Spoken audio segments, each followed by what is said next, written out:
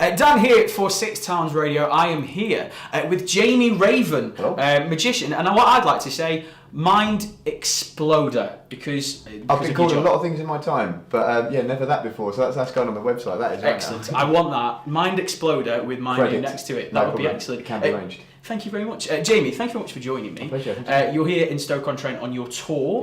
Yep. How's it going? Amazing. Yeah, we started this leg. This is the third leg of the tour. So it's the Jamie Raven live show. Original name, and we started in June and July. That's exactly what it says on the tin. That's basically what it is. And we did, or some people say Jamie Raven Live tour, but it's meant to be live. We started in June, July. Last year was amazing. We did about 28 venues then. Then went to Abu Dhabi, did it there, came back, did it in Jersey, and then it sold well, so people asked us to do it again. So we did it again in November, which is amazing, and that was well as well. So they've asked us to do another one in February. So this is the third leg of it. This particular we started on the 4th in Fareham, and we've been away every day since, up and down everywhere. Came from Torquay yesterday, so it was a bit of a trek. How does magic work on tour? Obviously, everybody expects it to be really close-up magic, and obviously you can do bigger things as well. But the close-up magic, how does that come across on stage whilst you are touring? Yeah, so I mean, way back when, we're lucky. Like we're just talking now about how iPhones and the cameras and them have changed everything. It's like way back when you couldn't do close-up stuff on a stage. It was the term illusion or grand illusion was developed for a magic show suitable for a theatre, which meant that the person at the back of the theatre could see exactly the same as the person at the front of the theatre. So everything just had to be big. But now things have changed. We've got like cameras and projectors. So the phrase, jack of all trades, king of none, I think does not apply to magic. So in my head, if you were a magician, you should be able to do anything. So in my show, we do lots of different styles. So we do some of the close-up stuff. And when we do that, I come out into the middle of the audience where we've got decent camera, amazing cameras, and it goes on the screen so everybody can see better than the bloke that it's right in front of, which is ironic. And then we do some of the bigger scale illusions as well, and then we do sort of everything in between. So most of the act is audience based, participation based. We get people up and they help, and some of the kids do the magic and they don't know how it works, and some of it's just me just standing there doing my thing, and then other bits we go out and help with, and people help with, and it's trying to tick as many different magic boxes as possible. How do you keep your cool when people are losing their minds during a magic trick? Because I'm one of those where if I get shown a magic trick, you will see the exact moment my mind goes and I'll just try and work everything out. How do you keep your cool when people are doing that all around you? Well, do you know when you're doing a close-up trick for someone, it's amazing because you can see them. You can see the moment the cog stops spinning and it's worked. When I'm doing the close-up bit in the audience, it's great because I can see people. I'm literally there, but if you've never been on a stage before doing a show, you can't see anything. So basically, you're just looking at a bright light, so that the spotlight that's on you. There's a mass of black, and it's sort of going. You can hear people sort of breathing, and then when you say something, if it's funny, they laugh. If you do something and they think it's incredible, like a magic trick, then they gasp or they cheer or they do whatever. And for a long time, it's weird getting used to because you do a trick for someone and they react and they lose it, and then you don't know whether they're being serious, whether it's genuine, whether they're taking the mick a bit. You just don't know. And then my friend gave me a great tip years ago. He's a comedian. He said when I tell a joke, different people get it at different times. It takes people a while to react differently. So if people are laughing, you stop talking. You wait until the laughter has stopped before you speak again, because different people, as I said, will take different amounts of time to clock what you've done. And it's the same with magic. You do a trick, and obviously you want people to jump out of their seats, whatever, react as they do. I mean, we're conditioned to cheer and clap and do noises when we like things, but when you're doing magic, it's equally profound to get everyone to go, and you wait. And then and it's like my friend said to me as well, when you get the laughing and the cheering, you just stop talking, you wait for it to subside, then you carry on. And because people want to clap, they want to applaud. And if you interrupt them halfway through, later on in the show, they might not clap because they're thinking, oh no, wait, he doesn't want me to. But also when you do that the trick where people sort of, they gasp, you wait, then you count to 5 till it gets awkward, and then you count to 5 again, and then you carry on. So you play with people's emotions. That's what you're doing. Yeah. So basically, magic is an art that it's an entertainment. It's a vehicle used to entertain people. So some people sing, some people dance. I do magic, and the whole point of that is that you're trying to get the people watching you to think about what you've done. It's a take-home thing. So they watch it, and hopefully they enjoy it for what it is. Then when they're on the way home, they try and work it all out. Yeah, that's the fun. That's the game. And people will come up with an explanation as to how everything works because, built within us, it's like in our psyche, you have to satisfy yourself, otherwise you'll never sleep at night. Yeah. Whether the explanation is right or wrong is irrelevant. It's just people are going away and thinking about it, and that's the fun. Do you have a certain moment in your life where you decided you wanted to go into magic, or was it something you've known for as long as you've lived? So I got, when I was younger, I got into it, and it was a hobby, interest of mine. I went to university when I just turned 18. My birthday's at the very end of August, so I was just young. And I went to Bath, which was lovely. I was there for 3 years. And while I was there, magic had been a hobby of mine for a decade or so. I was competent at doing things, and I met a guy. A friend of mine had told a friend of mine I could do a couple of tricks, and he said, I run this bar. Do you want to come in and just sort of wander around and do some tricks with people? I was like, yeah, cool, no worries, I'll do it for you. And they said, I'll pay you £50.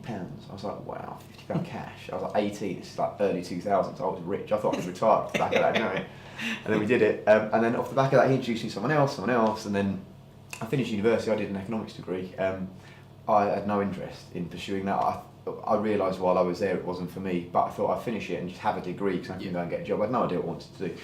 And then when I finished, this guy put me in touch with someone else, and I started working for him, and that's all I've done. So I was 21 when I started performing professionally, as in my sole source of income. And then I did lots of things, and then when I was 31, that's when I auditioned for a show called Britain's Got Talent. I was just going to get onto that. You did go on to Britain's Got Talent, and that kind of pushed you into... Yeah, it changed it. You are publicly known. You were there, and you blew minds on the television. And there was moments where you did close up with the judges as well, and that had never really been explored before Britain's Got Talent. And it was more of a case of, I think that's why it wasn't really accepted, and you might agree, where it was because everyone was on stage, it was a big show, and nobody really gone up close and gone, I'm going to do something. I'd been asked to go on that show a number of years before, and I'd always turned it down because I don't think, rightly or wrongly, magic was never treated fairly. It was sort of viewed as a laughing stock, so people would come on and look, here's this badly dressed guy doing these terrible tricks, and that's what it was. And then a few years before I did it, a friend of mine went on and he got to the semi-finals. His name's James, and I think that was the first magician that got to the semi-final. And then the year before me, a Canadian magician came fifth, and he was the first one that got to the final. And then what changed it for me was that in America, a magician called Matt Franco won America's Got Talent. And that was the first time in a collective over 20 years of Britain's Got Talent, America's Got Talent, that magician had won. So I thought, maybe the times are changing now. And I thought, well, when I do it, because this is what I've done for the last, I've been doing it professionally for 10 years before. I do the bigger stuff, but what they hadn't seen before on that show is the close-up stuff. So I thought, if I go down and involve the judges, magic works when it's live, it's so much better than on television because you know everything is fair. What you see is what you get. You're sitting there, there's no screen, there's nothing. And if you're called up, if you're the person that's called up, you know it's legit. When you're watching it on screen, and I love magic on television, on YouTube, whatever, but your brain will sometimes tell you, maybe they're in on it, maybe it's set up, maybe it's edited, maybe it's a camera trick. So that's always the difficulty with doing magic on television. But if you can make sure that everyone at home knows it's fair, then you're all right. And the only way to do that on a show like Britain's Got Talent is to get the judges involved, because whatever people think of it, and I've heard a million stories, none of which are true, they do not know what you're about to do. Nothing is set up, no one is promised anything. All you are given is an opportunity, which is 5 minutes to walk down and do something. They don't know what's coming, and the reactions are genuine. So that was it. That was it. And that was the moment which kind of, you said yourself, that changed your life. I've been performing professionally for 11 years, doing loads of lovely things. I've been all over the world doing it, and it was great. But if you are a live performer, if you care about what you do, you will always crave to do a show that people come to watch, because there's a massive difference between me being paid to go and entertain at a function whereby the people there do not know what's happening. They just know something's going to happen, and you go on and you do your thing, and it's great. But when people choose to come to see you, that's different, and that's what you want. The only way to get that is for people to know who you are. So somehow you have to raise your profile, whether it be your own TV show, whether it be Britain's or whatever. You need to get to that level where people know who you are and they can see. Is that something that you would like to do, your own TV show? Yeah, possibly. I've been offered a few, but my real issue with magic on television is that if you can't make it fair, if you can't replicate what you do on television live, that's not cool with me. So I love magic. I love magic on television, and anybody who watches magic and it makes a new generation interested in it that there weren't before. That's amazing. That's awesome. And like YouTube and Facebook and videos, it's amazing. Give you interest. My fundamental issue with magic on television is that if you are going to do something on television, you have to be able to do that live. The experience you're giving the people when it's filmed has to be the same as when it's filmed live, and a lot of that does not happen. I understand why, but I'd love to do something, and we'll talk in a minute about something. As I said, I've been offered a few things, but I'd like to do something that hasn't been done before. So we've got an idea. Like my idea for it was that magic shows on television miss a trick in that if you watch a film like The Usual Suspects, right? You watch The Usual Suspects, and when you get to the end, there's it's called a rug pull. You realise that everything you've been told is not what's actually happened, but even more so, they've told you exactly what's happening throughout the film, but you've just not picked up on it. And I want to do a show, and we're working on it at the minute, whereby you watch it, and it's a magic show on TV, but the trick is actually played on the audience at home who are watching, and they're just not aware of it until the very end. So that's what we're working on at the minute. That would melt my mind. It'd be amazing, yeah. It's the idea of trying to get it's the idea of doing a live magic show, but on television that has been pre-recorded. So the only way you can do that is to get the people who are watching it there and then to be involved somehow, and it's even more difficult because they've got to not know what's going on. So yeah, it's a long process, but we're slowly edging there, and one day it might happen. Taking magic into people's living rooms through their telly. Exactly. That is true magic. Exactly, all their iPhones nowadays. Yeah, or iPhones or any other media. Jamie, where can people follow you and obviously your website as well to find out? Yeah, so basically I've on Twitter, Facebook, Instagram, all that. So it's Jamie Raven Magic.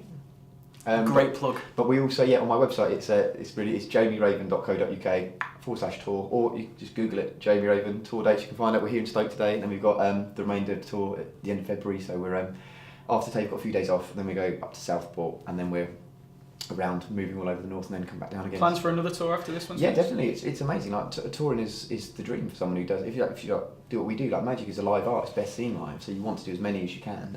I've been so lucky. So like in November 2015, I was invited to do a show called The Illusionists, which was at the Shaftesbury Theatre, which went on to break the box office record at the theatre, which is an honour. And I think it's going in the record books as one of the most successful magic shows in the history of the West End, which is obviously incredible. And then last year was June, July was this tour, first leg, then November, then February.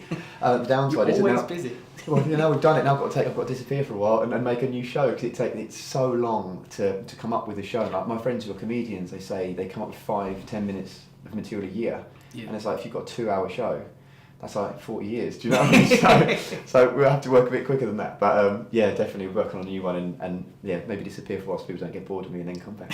Jamie, thank you very much. My pleasure. Thank you for having me. Thank you very much. Don't forget jamieraven.co.uk to find out where Jamie is touring, see if he's near you, and go follow him on Twitter as well, which is Jamie Raven Magic, and Instagram and Facebook. I mean, I only said Twitter, but go Facebook and yeah. Thank you very much. Thank you, mate. Thanks again. Cheers, buddy.